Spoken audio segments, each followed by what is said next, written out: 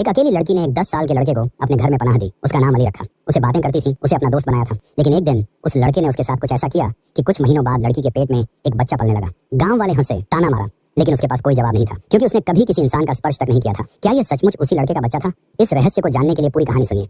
ये कहानी चंद्रपुर के एक सुनसान लेकिन रहस्यमयी गांव की है, जहां हर परछाई एक राज छिपाए रखती थी। शहर की चकाचौंध या जिंदगी की भागदौड़ यहाँ नहीं थी। पहाड़ों की गोद में बसा यह गांव हरियाली से ढका प्राकृतिक शांति में डूबा था। गांव के कोने में एक झोपड़ी थी जहां नूर रहती थी, एक सीधी सादी अकेली और खामोश लड़की। उसकी दुनिया उसका अंगूर का बाग था, जो उसे अपने माता पिता की मौत के बाद विरासत में मिला था। वह अकेलेपन की आदी हो चुकी थी। न कोई सहेली थी, न कोई रिश्ता, न कोई मन की खुशी। हर सुबह वह सूरज निकलने से पहले बाग में जाती, अपने कोमल हाथों से अंगूर तोड़ती, फिर बाजार में बेच आती।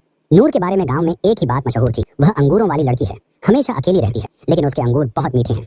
एक दिन नूर जब बाग में अंगूर तोड़ रही थी, हल्की धूप पेड़ों की डालियों को छूकर जमीन पर पड़ रही थी। पंछी चहचहा रहे थे और नूर अपने ख्यालों में डूबी थी। उसके चेहरे पर थकान और खामोशी की परछाई थी, जैसे कोई गहरी बात उसके मन में दबी हो। अचानक उसकी नजर एक 10 साल के लड़के पर पड़ी। वह आम लड़कों जैसा नहीं था, न शैतान, न शोर शराबा करने वाला। खामोशी से बैठा नूर को देख रहा था। उसकी आंखों में अजीब मासूमियत थी। नूर चौंक उठी, पहले डर गई, फिर पूछा, तुम्हारा नाम क्या है और यहाँ क्या कर रहे हो? लेकिन उसने कोई जवाब नहीं दिया। नूर ने जल्दी से एक सूखी लकड़ी उठाई और जोर से बोली, चले जाओ, मेरा बाग खराब मत करो। लेकिन लड़का वहीं बैठा रहा। उसकी आंखों में डर नहीं था, बल्कि एक उदासी छुपी थी।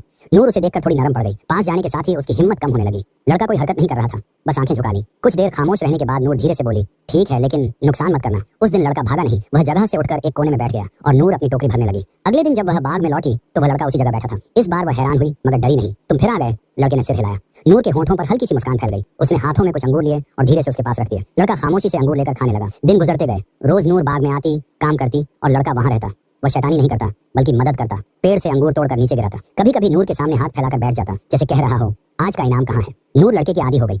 वह उससे बातें करने लगी जैसे वह समझता हो।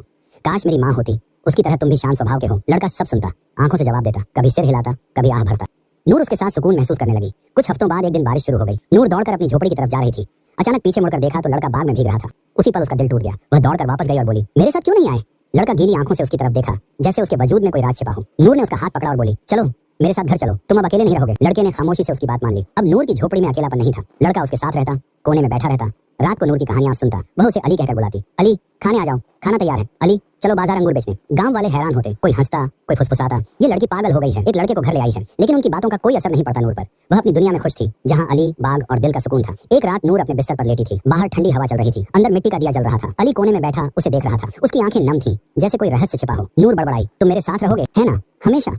अली ने सिर हिलाया। नूर सो गई, लेकिन उस रात कुछ बदलने वाला था, जो वक्त के पहिए को घुमा देगा। चंद्रपुर में शरद ऋतु की ठंडक फैल चुकी थी। सूरज की रोशनी मध्यम हो गई थी। पेड़ों के पत्ते पीले होकर झड़ रहे थे। अंगूरों का मौसम भी खत्म हो रहा था। नूर का बदन कई दिनों से टूटा टूटा लग रहा था। उसके चेहरे पर थकान, होंठों पर मुस्कान कम हो गई थी। पहले उसने सोचा यह आम थकान है, लेकिन बुखार, सर्दी और कमजोरी ने उसे बिस्तर पर डाल दिया। अली हमेशा उसके पास रहता। कभी उसके माथे पर गीला कपड़ा रखता, कभी पानी लाता, कभी बाजार से